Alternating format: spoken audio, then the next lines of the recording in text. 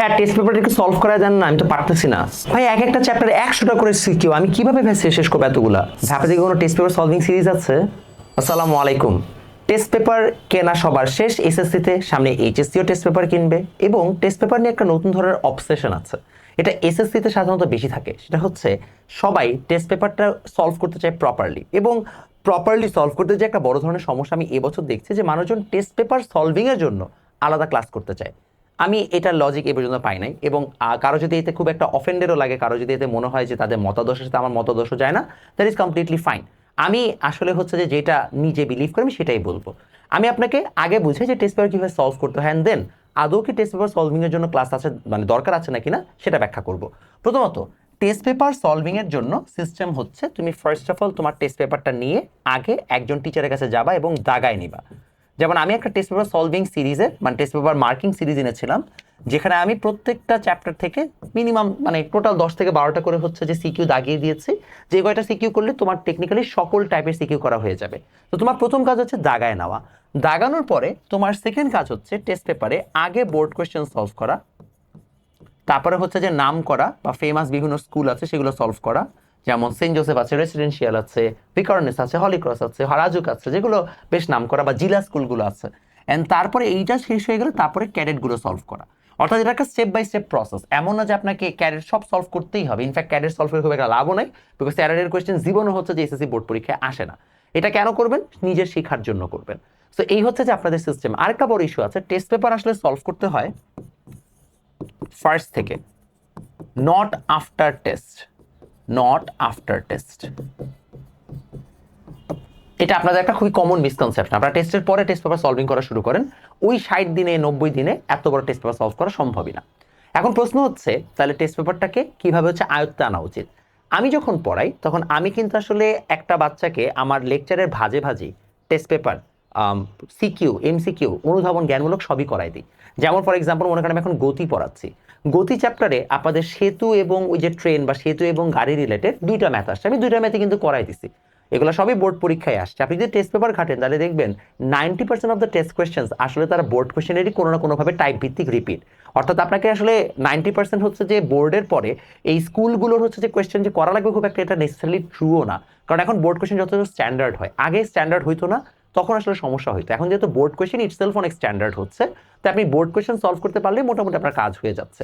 এখন আসেন সেকেন্ড কেসে, টেস্ট পেপার যখন আমরা সলভ করি তখন একটা বড় ইস্যু হচ্ছে টেস্ট পেপার ইউজ করা হয় আমরা যেন ডাইভার্স ম্যাথ সলভ করতে পারি। টেস্ট পেপারে কি থাকে আপনি দেখবেন এখানে, মানে মনে করেন যে একটা চ্যাপ্টার ভিত্তিক আপনাকে র্যান্ডম করে হচ্ছে যে কোয়েশ্চেন দেওয়া আছে, টাইপ ভিত্তিক না। র্যান্ডমাইজ যে কোয়েশ্চেনের সবচেয়ে বড় অ্যাডভান্টেজ হচ্ছে, মনে করেন আপনার গতি চ্যাপ্টার শেষ, আমি আপনাকে গতির উপরে 100+ হচ্ছে অঙ্ক করাই দিছি ক্লাসে, এর মধ্যে আপনার অলরেডি গতির সব টাইপের অঙ্ক করা হয়ে গেছে। এখন ওই একই অঙ্ক আরেকবার করলে তো আপনার প্র্যাকটিস হবে না, কারণ আপনি তো ওইটা অলরেডি প্যাটার্ন জানেন, সবকিছু মুখস্থ জানেন। আপনি পরীক্ষার জন্য নিজেকে প্রিপেয়ার করতে চাইলে এখন ওই চ্যাপ্টার যখন আমি পড়ায় ফেলছি, এখন আপনি চাইলে নিজে নিজে হচ্ছে টেস্ট পেপার থেকে এগুলোকে কয়েকটা র্যান্ডম ম্যাথ প্র্যাকটিস করতে পারেন। যাচ্ছে আমি এগুলো করে দেখলাম, করলে আপনার শার্পনেস বাড়বে। তো টেস্ট পেপার একটা প্র্যাকটিস ম্যাটেরিয়াল। এটা কি একটা প্র্যাকটিস ম্যাটেরিয়াল?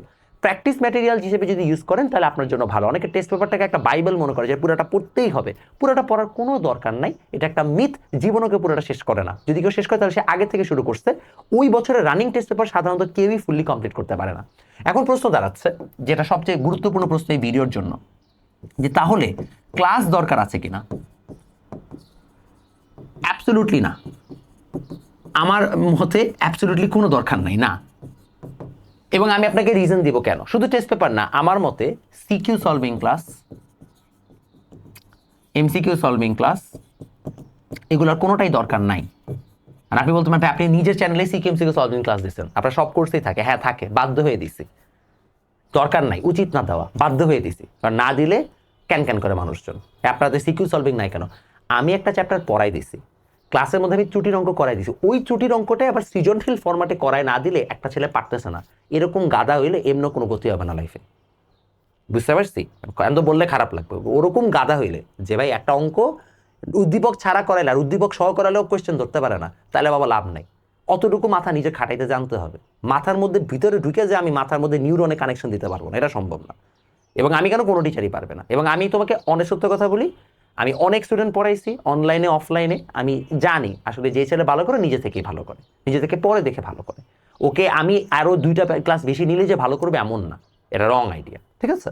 সো এগুলো কোনোটাই লাগানো উচিত না। আপনাদের উচিত কি, একটা একাডেমিক লেকচার প্রপারলি হবে, একাডেমিক লেকচার প্রপারলি হওয়ার পরে মনে করেন গতি চ্যাপ্টার পড়াচ্ছি আমরা, গতি চ্যাপ্টারের উপর আমি সাধারণত 12টা লেকচার নিই, 12টা লেকচার গতি আমি পড়াই ফেলছি, আমার কাজ ডান, আপনার কাজ শুরু।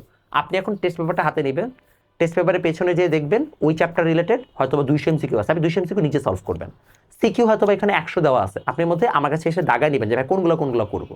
আমি সাধারণত আলাদা একটা শিট দিই আমার ক্লাসে, ওই শিটের মধ্যে অলরেডি সব কোয়েশ্চেন দেওয়া থাকে, সো ও শিট করলেই হয়ে যায়। বা যদি আপনার টিচার আপনাকে এরকম কোনো ম্যাটেরিয়াল প্রোভাইড করতে না পারে, যেটা মেজরিটি কেসে টিচাররা পারে না, তখন আপনি আপনার টেস্ট পেপারটা নিয়ে অনেকে বলেন স্যার একটু দাগায় দেন কষ্ট করে, আমি ওগুলো হচ্ছে যে কষ্ট করে ফেলি। এইভাবে আপনি অবশ্যই নিজের থেকে সলভ করে ফেলবেন, বাট নিজে সলভ করতে হবে। এখন মনে করেন টেস্ট পেপারে একটা কোয়েশ্চেন অ্যান্সার দেওয়া আছে, আমি ওইটা নিয়ে এখানে বসে দেখাই দিলাম, হ্যাঁ দেখো এটা হচ্ছে, তো বাবা তোমার কাছেও অ্যান্সার আছে, আমার কাছেও অ্যান্সার আছে, আর তুমি যদি নিজের থেকে ওইটা দেখে নিজে না করতে পারো, তাহলে তো বাবা আসলে তোমার কোনো গতি হবে না জীবনে। বুঝাতে পারলাম? এখন টেস্ট পেপার সলভিং ক্লাসে আসলে কি হয় আমি জানি না, আমি কখনো নেই নাই, বাট যদি টেস্ট পেপার সলভিং ক্লাসটাকে এমনভাবে সাজানো হয় যে আপনি একটা টেস্ট পেপার সলভিং ক্লাসের মধ্যে মূলত আসলে একটা রিভিশন লেকচারই নিচ্ছেন, জাস্ট এটাকে টেস্ট পেপার সলভিং নাম দিচ্ছেন, that still makes sense. But আমি টেস্ট পেপার সলভ করাই দিব, এতে কি লাভ হচ্ছে? মানে ব্যাপারটা বুঝছেন, টেস্ট পেপারে আসলে সলভিং এর সময় কি প্রবলেম হয়? টেস্ট পেপারে যেটা প্রবলেম হতে পারে, আপনি ক্যাডেট কোয়েশ্চেন করতে গেছেন, ক্যাডেটের একটা কোয়েশ্চেন আপনি করতে পারেন নাই, ওটা আপনার সলভ দরকার, বা ওটা আপনি সলভটা দেখে বুঝতেছেন না, ওটার জন্য আপনার টিউটর দরকার। লাগলে আপনি সবগুলো প্রবলেমকে অ্যাকুমুলেট করে আবার স্যারের কাছে যাবেন, যে স্যারের কাছে পড়েন, যে স্যার এগুলো করাই দেন, আমি বুঝি নাই, শেষ। আর যদি আপনি অ্যাফোর্ড করতে পারেন, বাসায় একটা টিউটর রাখবেন আলাদা করে। অ্যাফোর্ড করতে না পারলে 4-5 জন মিলে একটা টিউটর রাখবেন, যে আমরা সবাই মিলে দিব স্যারকে পার ক্লাস 1000 টাকা, তাহলে আমাদের 5 জনের ভাগে পার ক্লাস 200 টাকা করে পড়ে, আমার এরকম 10টা ক্লাস দরকার, শেষ 2000 টাকা আপনার পুরো ডাউট সলভিং যা ছিল সব হয়ে গেল। এভাবে নিজেকে নিজে হচ্ছে অপটিমাইজ করে নিতে হবে। এখন আপনি সব কিছুতে যদি চান আমি আপনাকে গুলায় খাওয়াই দিই, তবে তো লাভ হবে না। আমি এনডিসি হলিক্রসের অ্যাডমিশনের জন্য হচ্ছে নতুন কোর্স লঞ্চ করছি, তো ওই জায়গায় আমি কয়েকটা ডেমো ক্লাস দিছি, তো ডেমো ক্লাসে অনেক হচ্ছে 26 ব্যাচের বাচ্চারা অনেকে ডেমো ক্লাস করতেছে। তো ডেমো ক্লাসের সময় আমি খেয়াল করে দেখলাম, বিশ্বাস করেন 50% স্টুডেন্ট বোর্ডের এমসিকিউ সিকিউ, বোর্ডের ডিরেক্ট এমসিকিউ সিকিউ 25 সালের পারে না। আর এটা দায় কার? টিচারের। এটা দায় কি আমার? এটার দায় কি অন্য প্ল্যাটফর্মের টিচারদের বা অনলাইনের টিচারদের, অফলাইনের টিচারদের? কারো দায় না, তার দায় তোমার নিজের। তো বাসায় টেস্ট পেপার আছে, আর টেস্ট পেপার বাসায় থাকা লাগে না, সবকিছু অনলাইনে ফ্রিতে পাওয়া যায়। আমি তো গত 1 মাস ধরে বৃত্ত অ্যাপ, স্মার্ট সহায়, বর্ণ এআই, অনেকগুলো হচ্ছে যে নাম কি এই প্ল্যাটফর্মগুলোকে প্রমোট করলাম, এতে সবার কাছেই ফ্রি সার্ভিস আছে। All you have to do is search করলে 25 সালের অ্যান্সার শুধু তোমার কাছে চলেও আসবে। তো what are you waiting for? কি জন্য ওয়েট করতেছো? কেন তোমাকে আমি করাই দিতে হবে এটা? ইনফ্যাক্ট আমি তো যেটা বলছি, আমি এগুলো পছন্দ না, আমি মানে বাধ্য হয়ে এগুলো করতেছি। সো নিজে সলভ করেন, নিজে সলভ করাটা খুবই গুরুত্বপূর্ণ।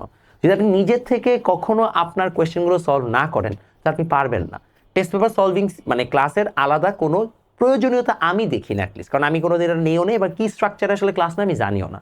সো আমার কাছে মানে কেউ যদি ইনবক্স করেন যে ভাই আপনার একটা টেস্ট পেপার সলভিং এর জন্য আলাদা ক্লাস দেন, এসে আমি দিব না, এটা আমার পছন্দ না, আমি দাগায় দিব, দ্যাট ইজ ফাইন। ইনফ্যাক্ট আমার কাছে বারবার একটা জিনিসই মনে হয়, মানুষজন যেটা মিস আউট করে সেটা হচ্ছে তারা একাডেমিক লেকচারগুলোকে বাদ দিয়ে অযথা 100 গাদা আলাদা লেকচার করে। আপনাকে সহজ কথা বলি, আপনি একটু হিসাব করে দেখেন, আপনি মনে করেন হচ্ছে যে কাজ ক্ষমতা শক্তির উপর আপনি একটা ওয়ান শট লেকচার করলেন, ওয়ান শট লেকচার 4 ঘন্টার। এখন ভাইয়া ওই 4 ঘন্টার ওয়ান শট লেকচারটাই যদি মনে করেন আপনি একাডেমিকে পড়তেন, তাহলে হয়তো বা ম্যাক্স আপনার 6টা বা 7টা লেকচারে যেত। 7টা লেকচারও আপনি কি 7 দিন হচ্ছে যে সুন্দর মতো পড়ে ফেলতেন। ওই 4 ঘন্টা ওয়ান শট ক্লাস করতে আবার যে সময়টা লাগে, কারণ ওয়ান শটে তো ভাইয়া মনে করেন টাইনা পড়ে যাচ্ছে, আপনি তো ওইটা আবার তুলতেছেন, যা সময় লাগে ওই 7 দিন আপনি ভেঙে পড়লে একই সময় লাগতো। আপনি ওই একই একাডেমিক ক্লাসটাকে one shot, test paper solving, revision class বলে চলে একই ক্লাসটাকে আপনি অযথা 3-4 বার করতেছেন, কোনো দরকার নাই। একটা একাডেমিক ক্লাস বছরের প্রথম থেকে সুন্দর মতো করে ফেললে হয়ে যাচ্ছে। এখন যারা 26 ব্যাচের শেষ মুহূর্তে আছে তাদের কথা আলাদা, যাবে আমার তো গতি নাই, সারা বছর তো বান্দামি করছি, আমার একটা সলিউশন দেন, তোমারটাই আন্ডারস্ট্যান্ড। বা যারা নতুন 10-এ বা 9-এ আসো, তোমরা বাবা অ্যাটলিস্ট বছরের প্রথম থেকে সিরিয়ালি পড়তে থাকো, নাহলে ওই একই ক্লাস, একই কন্টেন্ট আবার এই নতুন প্যাকেজিং এর নামে তুমি পড়বা। বিশ্বাস করো, আমরা সবাই অনলাইনে যারা পড়ে আমরা নিজেরাও জানি, আমরা একাডেমিকে যা ক্লাস নেই রিভিশনে একই ক্লাসই নেই। রিভিশনে 2টা ম্যাথ কম করে, একাডেমিকে 2টা ম্যাথ বেশি করে। রিভিশনে 2টা ডিরাইভেশন কম দেখায়, একাডেমিকে বেশি দেখায়। এই পার্থক্য, এই আর কিছু না। এগুলা সবই সেম জিনিস, এটা একই জিনিস, একই কন্টেন্ট, রিপ্যাকেজিং, রিব্র্যান্ডিং। সো চেষ্টা করেন একাডেমিকটা ঠিক মতো পড়লে অটোমেটিক্যালি হয়ে যাবে। আর যাদের এখন শেষ মুহূর্তে কোনো গতি নেই, তারা বাবা নিজে সলভ করো, বোর্ড কোয়েশ্চেন সলভ করো, just trust me on that. আমি তোমাদেরকে আজকে ভিডিওতে মানে বলতেছি I can bet on it, যদি কেউ বিগত 5 বছরের বোর্ড কোয়েশ্চেন সলভ করতে পারে, 20 থেকে 25 6 বছর বোর্ড কোয়েশ্চেন সলভ করতে পারে, তাহলে তার এসএসসিতে A+ জীবনেও আটকাবে না। 90% স্টুডেন্ট এটা করে না। আশা করি আপনারা সবাই বুঝতে পারছেন।